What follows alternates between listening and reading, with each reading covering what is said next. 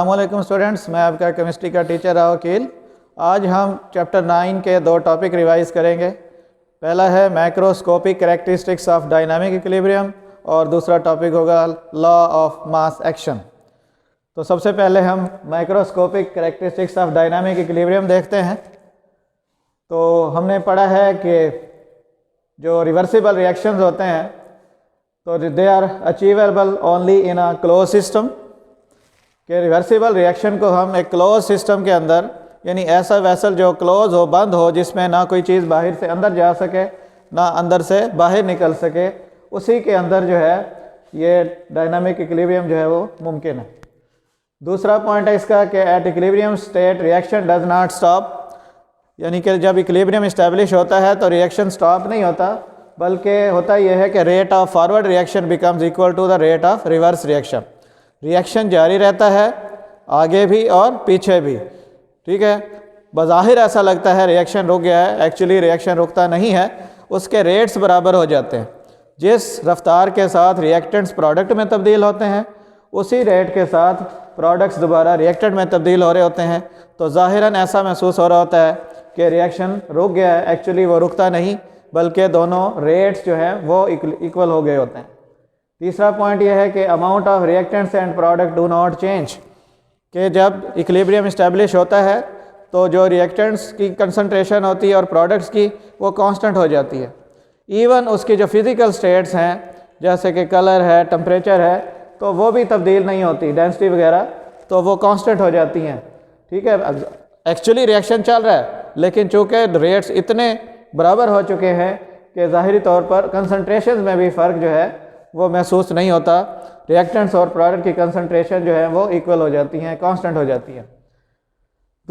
चौथा पॉइंट है कि डायनामिक इक्विलिब्रियम जो है it is achievable from either way, starting from reactants और फ्रॉम प्रोडक्ट्स।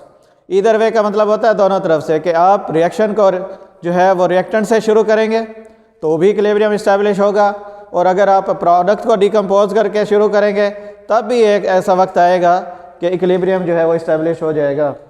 तो पांचवा पॉइंट ये है जो अभी तक आपने नहीं इसमें ऑब्जर्व किया था, वो ये कि an equilibrium state can be disturbed and can be again achieved under the given condition of pressure, temperature and concentration.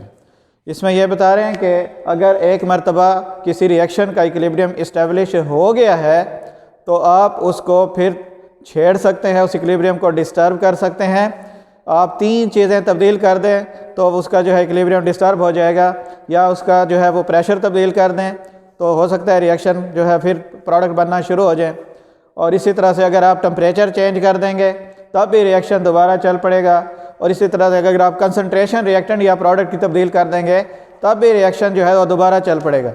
लेकिन होगा क्या, इन तमाम तीनों कंडीशन के तब्दील करने से एक मरतबा तो इक्विलिब्रियम जो है वो डिस्टर्ब हो जाएगा, लेकिन फिर एक स्टेज पर जाकर दोबारा से इक्विलिब्रियम जो है वो इस्टेब्लिश हो जाएगा। तो ये थी macroscopic characteristics of dynamic equilibrium. इसके बाद हम अपना नेक्स्ट टॉपिक देखते हैं लॉ ऑफ मास एक्शन। तो इसकी स्टेटमेंट से पहले इसकी हिस्ट्री जानना ज़रूरी है कि लॉ ऑफ मास एक्शन जो है वो दो साइंटिस्ट हैं, गुल्डबर्ग एंड वाज। गुल्डबर्ग एंड वाज, इन दोनों ने ये लॉ जो है 1869 में जो है पेश किया था। इसकी स्टेटमेंट के स्टूडेंट्स दो हिस्से हैं। पहला हिस्सा जो है वो रिएक्शन के शुरुआत से मुतल्लिक है, यानी जब सिर्फ रिएक्टेंट्स अवेलेबल होते हैं, उनके एक्टिव मैसेज अवेलेबल होते हैं और वो प्रोडक्ट में तब्दील होना शुरू होते हैं, पहले हिस्से के मुतल्लिक है। और दूसरी स्टेटमेंट का दूसरा हिस्सा जो है वो फिर उस वक्त के लिए है जब उस रिएक्शन के अंदर दो रेट्स डेवलप हो जाते हैं। एक जो है उसमें रिएक्टेंट प्रोडक्ट में तब्दील हो रहे होते हैं, जिसे हम फॉरवर्ड रिएक्शन कहते हैं, और दूसरा जो है वो रिवर्स रिएक्शन भी साथ साथ शुरू हो जाता है, क्योंकि प्रोडक्ट दोबारा रिएक्टेंट में तब्दील होते हैं रिवर्सिबल रिएक्शन के अंदर। तो दूसरा हिस्सा स्टेटमेंट का उससे मुतल्लिक है। अब मैं आपको जो है समझाने की कोशिश करूँगा। स्टेटमेंट का पहला हिस्सा है the rate at which a substance react is directly proportional to its active mass. तो ये हिस्सा शुरुआत से मुतल्लिक है कि किस तेज़ रफ्तारी से रिएक्शन शुरू होगा, इसका इन्हिसार जो रिएक्टेंट्स हैं उनके एक्टिव मैसेज पे है कि वो कितने अवेलेबल हैं। ज़्यादा होंगे तो बहुत तेज़ रफ्तारी से शुरू होगा, कम होंगे तो थोड़ी कम रफ्तार से होगा। तो ये पहले हिस्से से मुतल्लिक है। फिर उसके बाद जो स्टेटमेंट है and the rate of reaction, ये फिर वो जो फॉरवर्ड और रिवर्स रिएक्शन हो जाते हैं शुरू, उनसे मुतल्लिक है। And the rate of reaction is directly proportional to the product of active masses of reacting substances, कि रेट ऑफ फॉरवर्ड रिएक्शन जो है वो भी product of active masses of reactant पे डिपेंड करता है, और रेट ऑफ रिवर्स रिएक्शन जो है वो product of active masses of जो है वो प्रोडक्ट्स के ऊपर डिपेंड करता है। तो इस तरह से जो है ये इस स्टेटमेंट के दो हिस्से। फिर इसके अंदर हमने एक्टिव मैस का लफ्ज़ 2 दफ़ा इस्तेमाल किया स्टेटमेंट के अंदर। तो उसके बाद हमें आगे जो है वो बताते हैं एक्टिव मैस क्या है। तो एक्टिव मैसेज एक्चुअली वो सब्सटेंसेस की मोलर कंसनट्रेशन होती हैं। Active mass is the molar concentration और हैविंग यूनिट्स मोल पर क्यूबिक डेसीमीटर।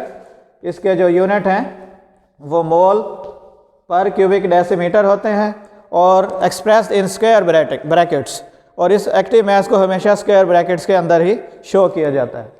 तो मैं एक दफ़ा फिर स्टेटमेंट बोल देता हूँ कि the rate at which a substance react is directly proportional to its active mass and the rate of reaction is directly proportional to the product of active masses of reacting substances. उसके बाद active mass, जैसे मैंने कहा, active mass is considered as the molar concentration having units mole per cubic decimeter expressed in square brackets। उसके बाद हम इस law को डिराइव करने की कोशिश करते हैं। तो हम एक एग्जांपल लेते हैं जिसके अंदर हम फ़र्ज़ करते हैं कि दो रिएक्टेंट्स हैं A और B, वो मिल रहे हैं और दो प्रोडक्ट जो हैं वो C और D बन रहे हैं। लेकिन चूँकि हमने स्टेटमेंट में कहा कि एक्टिव मैसेज हैं और ये मोलर कंसनट्रेशन है, लिहाजा हम A और B और C और D की जो कंसनट्रेशन है उनको स्क्वायर ब्रैकेट्स में शो करेंगे। तो इस तरह से जो है फिर किसी भी रिवर्सिबल रिएक्शन के अंदर जो है वो दो जो है रेट्स बन जाते हैं। रेट ऑफ फॉरवर्ड रिएक्शन, यानी ये जो ऊपर वाली लाइन हाफ एरो है ये फॉरवर्ड रिएक्शन को रिप्रेजेंट कर रहा है और नीचे वाली हाफ लाइन रिवर्स रिएक्शन को। और फॉरवर्ड रिएक्शन का जो इसमें कांस्टेंट शो हो रहा है KF, इसको हम कहते हैं equilibrium constant, reversible reaction rate constant for forward reaction, और KR को कहते हैं reaction rate constant for reverse reaction. तो फिर मैंने जैसे कहा कि हम इनकी मोलर कंसंट्रेशन में इनको रिप्रेजेंट करते हैं, A, B, C और D को स्क्वायर ब्रैकेट्स के अंदर लिखते हैं। लिहाजा अब हम जो है इसको आगे ऐसे बढ़ाएंगे कि इसमें दो रेट डेवलप होते हैं, रेट ऑफ फॉरवर्ड रिएक्शन और रेट ऑफ रिवर्स रिएक्शन।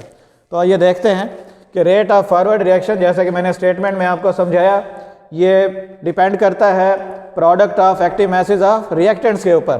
तो लिहाजा हमने वही लिखा है, the rate of forward reaction directly proportional to the product of molar concentration of, यानी product of A and B, यानी A और B क्या है, ये दोनों रिएक्टेंट्स है। फिर आपको पता है मैथमेटिक्स हो, फिजिक्स हो, केमिस्ट्री हो, इसमें प्रोपोर्शनैलिटी साइन को रिमूव करके हम इक्वल का साइन लगाते हैं तो किसी कांस्टेंट से मल्टीप्लाई करते हैं, और यहाँ पर जो कांस्टेंट है वो KF है। जैसे मैंने बताया ये reaction rate constant for forward reaction कहलाता है, और KF multiplied by product of reactants A and B की मोलर कंसंट्रेशंस। उसके बाद ज़ाहिर है रिवर्स रिएक्शन हो रहा है तो रेट ऑफ रिवर्स रिएक्शन भी डायरेक्टली प्रोपोर्शनल होगा। ये प्रोडक्ट के मोलर यानी कंसंट्रेशन के डायरेक्टली प्रोपोर्शनल होगा। तो प्रोडक्ट इसमें C और D है, लिहाजा हम लिखेंगे directly proportional to molar product of molar concentration of C and molar concentration of D।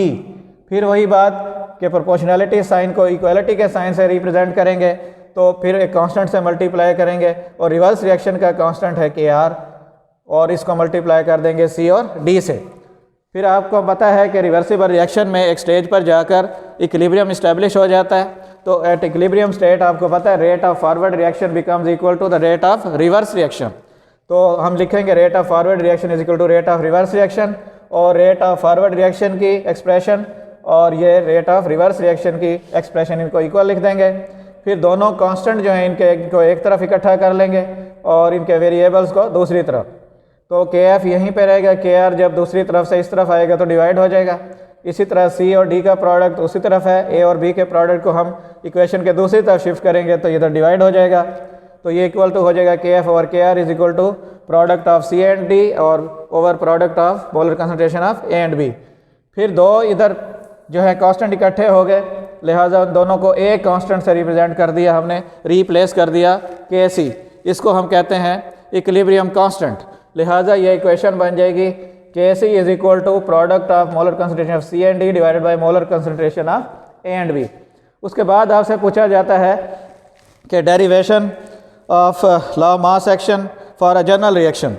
तो उसके लिए हम थोड़ा सा इसमें जो है वेरिएशन करते हैं कि चूँकि तमाम रिएक्शन ऐसे नहीं होते जिनमें जो है वो एक एक मोल ही हो हर चीज़ का, उनके अंदर नंबर ऑफ़ मोल जो हैं वो रिएक्टेंट और प्रोडक्ट में डिफरेंट हो सकते हैं। लिहाजा इसमें हम थोड़ी वेरिएशन लाते हैं और हम कहते हैं कि ए के साथ हम स्मॉल ए जो है लगा देते हैं कोएफिशिएंट, और बी के साथ स्मॉल बी, और सी के साथ स्मॉल सी, और डी के साथ स्मॉल डी। लिहाजा इनकी मोलर कंसंट्रेशन भी फिर हो जाएंगी, यानी जो इनके कोएफिशिएंट्स हैं वो इनकी पावर बन जाएंगी। तो इस तरह से इनकी पावर बना के लिखेंगे। अब इस तरफ आ जाइए, जब रेट ऑफ फॉरवर्ड रिएक्शन लिखेंगे तो पहले हमने सिर्फ ए और बी लिखा था, अब इनके ऊपर इनके कोएफिशिएंट जो है वो इनकी पावर बना के लिख देंगे। तो इस तरह से अभी k F into a raise to power minus a raise to power small a और b raise to power small b आ जाएगा। इसी तरह से रेट ऑफ रिवर्स रिएक्शन के अंदर सी की जो मोलर कंसंट्रेशन है इसकी पावर स्मॉल सी हो जाएगी, डी की पावर स्मॉल डी, लिहाजा यहाँ पे भी स्मॉल सी और स्मॉल डी।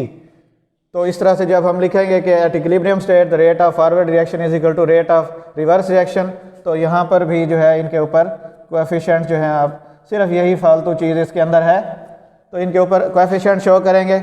यहाँ पे भी सी rays to power small C और डी के ऊपर स्मॉल डी, और यहाँ स्मॉल ए स्मॉल बी, और यहाँ पे भी स्मॉल सी और स्मॉल डी, और यहाँ पे भी स्मॉल ए और स्मॉल बी आ जाएगा। तो ये बाकी तमाम चीज़ें उसी तरह से रही हैं कि जो है rate of forward reaction K F into product of A and B था, अब इनके ऊपर पावर भी हैं। इसी तरह से रेट ऑफ रिवर्स रिएक्शन जो है वो यानी K R into C product of C and D था, अब इनके ऊपर इनकी पावर भी लिखी जाएंगी, स्मॉल सी और स्मॉल डी। डायनामिक इक्विलिब्रियम पे दोनों एक्सप्रेशन को आमने सामने इक्वल में लिखेंगे, फिर कांस्टेंट दोनों एक तरफ और वेरिएबल्स एक तरफ, फिर दोनों कांस्टेंट को के सी से जो है वो रिप्लेस कर देते हैं, ये सारी एक्सप्रेशन के सी के इक्वल हो जाती है। तो इस तरह से जो है हम आगे भी कोई क्वेश्चंस होंगी जिनमें नंबर्स होंगे तो उनको उनके हम पावर बनाकर जो है अपने न्यूमेरिकल सॉल्व कर सकते हैं। तो इस तरह से हमारा ये लेसन कंप्लीट हुआ। उम्मीद है आपको क्लियर हो गया होगा। मज़ीद कोई बात पूछनी है तो व्हाट्सएप ग्रुप में आप मुझे कॉल करके पूछ सकते हैं। थैंक यू, अल्लाह हाफ़िज़।